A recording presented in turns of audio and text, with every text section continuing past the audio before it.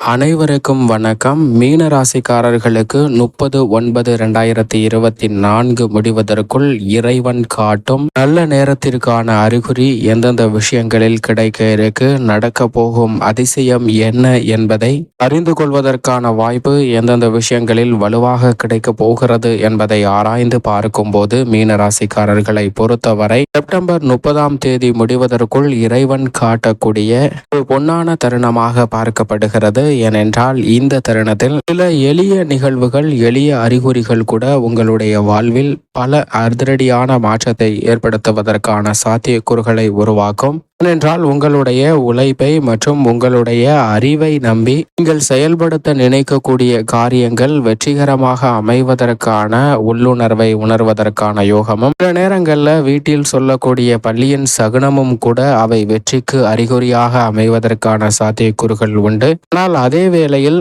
பங்குச்சந்தை முதலீடு 1க்கு 4, 4ற்கு 8 என்று சொல்லக்கூடிய ஆசை வார்த்தைகளை நம்பி நீங்கள் மிகப்பெரிய அளவில் கோட்டையை கட்டிவிடாதீர்கள். இறைவன் காட்டக்கூடிய நல்ல நேரம் என்பது உங்களுடைய அறிவாற்றலை பயன்படுத்துவதற்கும் உங்களுடைய உழைப்பை பயன்படுத்துவதற்குமாக அமையுமே தவிர மற்றவர்களை நம்பி முதலீடு செய்வதில் நிச்சயமாக தவிர்க்க வேண்டும் என்பதையும் இறைவன் காட்டும் நல்ல நேரத்திற்கான அறிகுறி என்பதை திட்டவட்டமாக உணர்ந்து கொள்ள வேண்டிய ஒரு தருணமாக இருக்கிறது. அதோடு மட்டுமல்லாது அன்றாட வாழ்வில் நடைபெறக்கூடிய சிறு நிகழ்வுகள் கூட உங்களுக்கான முன்னான தருணம் என்பதை அமைப்பதற்கான சூழலையும் உருவாக்கி கொடுக்கும். உதாரணத்திற்கு, ஒரு பணிக்கு செல்வதற்கு முன் இந்த நபரை நான் பார்த்து சென்றால் எனக்கு வெற்றி கிடைக்கும் என்று அவர்களை பார்த்து செல்வதன் மூலம் அந்த வெற்றி வாய்ப்பை இரட்டிப்பாக பெறுவதற்கான யோகமும் கூட கிடைக்கும். உதாரணமாக, அருகில் வசிக்கக்கூடிய ஒரு சிறிய குழந்தையை பார்த்தாலோ அல்லது இறைவனை பார்த்துவிட்டு சென்றாலோ இரட்டிப்பு யோகம் கிடைக்கும் என்பதை தங்களுடைய வாழ்வில் அனுபவபூர்வமாகவே நிச்சயமாக உணர்ந்திருக்கலாம். அதுபோன்ற இறைவன் காட்டக்கூடிய நல்ல நேரத்திற்கான அறிகுறிகள் பல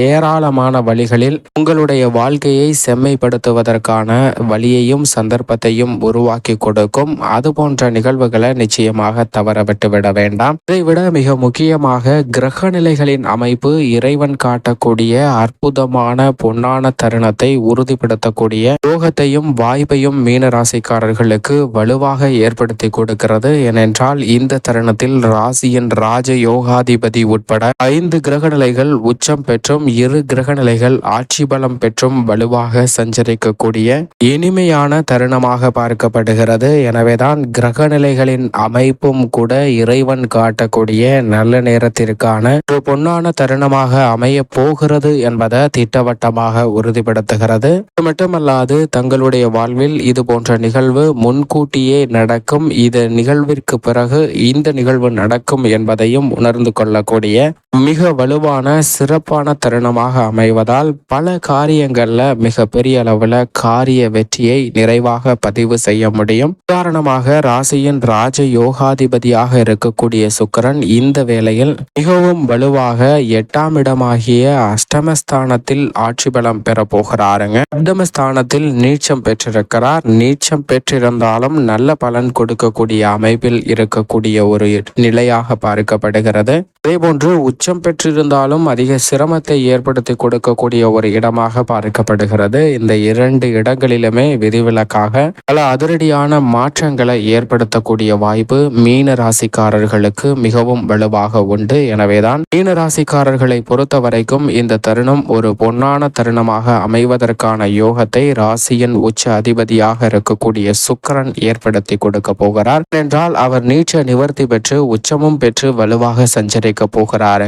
எனவே திட்டமிடக்கூடிய காரியங்கள் அனைத்திலும் உச்சபட்ச வளர்ச்சியும் நன்மையும் நிறைவாக பதிவு செய்யக்கூடிய வகையில் தங்களுடைய செயல்பாடுகள் அமைவதற்கான யோகமும் புதிய வாய்ப்புகள் பொருளாதார ரீதியாக வளர்ச்சியையும் முன்னேற்றத்தையும் பெற்றுத்தரக்கூடிய வகையில் அமைவதற்கான சந்தர்ப்பத்தை நிச்சயமாக உருவாக்கி கொடுக்கும் என்பதில் சந்தேகமே இல்லை. பல்வேறு வகையான காரிய தடைகள் விலகி சிறப்பான வளர்ச்சியும் முன்னேற்றமும் அதிர்ஷ்டமும் நிறைவாக சந்திப்பதற்கான யோகத்தை நிச்சயமாக உருவாக்கி கொடுக்கிறது. எனவே இந்த சந்தர்ப்பத்தை சரியாக பயன்படுத்திக் கொள்ளுங்கள். இதோடு மட்டுமல்லாது வித்யாகாரகரான புதன் சப்தமஸ்தானத்தில் உச்சமும் ஆட்சி பலமும் பெறுகிறார். அவருடைய உச்சம் என்பது பல்வேறு வகையில மிக கடினமான சிக்கல் நிறைந்த சூழ்நிலையாக இருந்தாலும் கூட அவர் கொடுக்கக்கூடிய அறிவாற்றல் என்பது அத்தனை பிரச்சனைகளையும் மீனராசிக்காரர்களுக்கு தெளிவான கண்ணோட்டத்தோடு அணுகி அவற்றில் வெற்றியை பதிவு செய்வதற்கான நல்ல வாய்ப்பையும் சந்தர்ப்பத்தையும் நல்கக்கூடிய ஒரு சிறந்த அமைப்பாக நிச்சயமாக பார்க்கப்படுகிறது. இதனால் பல வகையில சிறப்பான முன்னேற்ற வாய்ப்புகளை நிறைவாக சந்திப்பதற்கான யோகம் உண்டு. சூரியன் 6இல் ஆட்சி பலம் பெற்று சஞ்சரிக்கிறாருங்க.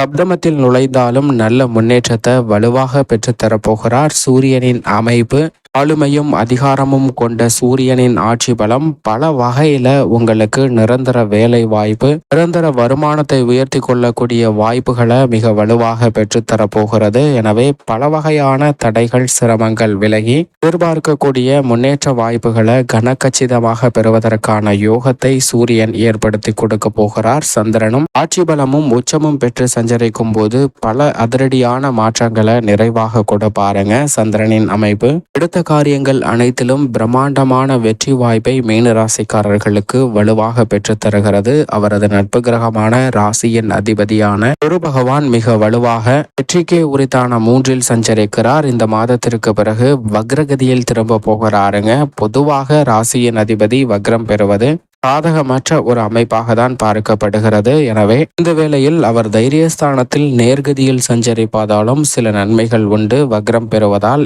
எதிர்பாராத வகையில் நடக்க போகும் அதிசயமாக பல அதிரடியான நிகழ்வுகளை சந்திப்பதற்கான சூழலும் உண்டு. ஆட்சி பலம் பெற்று விரயஸ்தானத்தில் சஞ்சரிக்கக்கூடிய சனி பகவான் மிக வலுவாக விரயம் பெற்றிருப்பதால் இந்த தருணத்தில் 7.5 சனியில் விரய சனியின் தாக்கம் குறைந்து மிக அற்புதமான வளர்ச்சியையும் முன்னேற்றத்தையும் பெறக்கூடிய பொன்னான தருணமாக அமைகிறது. இந்த மாதத்திற்கு பிறகு மிக விரைவில் அவர் அக்ர நிவர்த்தி பெற்று விரயசனியின் ஆதிக்கத்தை அதீதமாக செயல்படுத்த போகிறாருங்க. எனவே நிச்சயமாக அதிக கவனம் 7.5 சனியில் சுமார் 1.5 ஆண்டுகளுக்கு மேலாக கடந்திருக்கக்கூடிய மீனராசிக்காரர்களுக்கு நிச்சயமாக தேவைப்படுகிறது. எனவே இந்த வேளையில் நல்ல மாறுதல் மிக வலுவாக கிடைக்கும். ஜென்மத்தில் நிலை கொண்டிருக்கக்கூடிய ராகுவினால் பெரிய அளவிற்கு சிரமம் இல்லை. ஏனென்றால் அவர் சஞ்சார தூரத்தில் முக்கால்வாசி கடந்து விட்டார். விரயஸ்தானத்தை நோக்கி நகர்ந்து கொண்டிருக்கிறார். முக்கால்வாசி கடந்து விட்டார். விரயஸ்தானத்தை நோக்கி நகர்ந்து கொண்டிருக்கிறாருங்க. சப்தமஸ்தானத்தில் நிலை கொண்டிருக்கக்கூடிய கேதுவும் ருணரோக சத்ருஸ்தானத்தை நோக்கி நகர்வதால் எதிர்பார்ப்புகள் மிக பெரிய அளவுல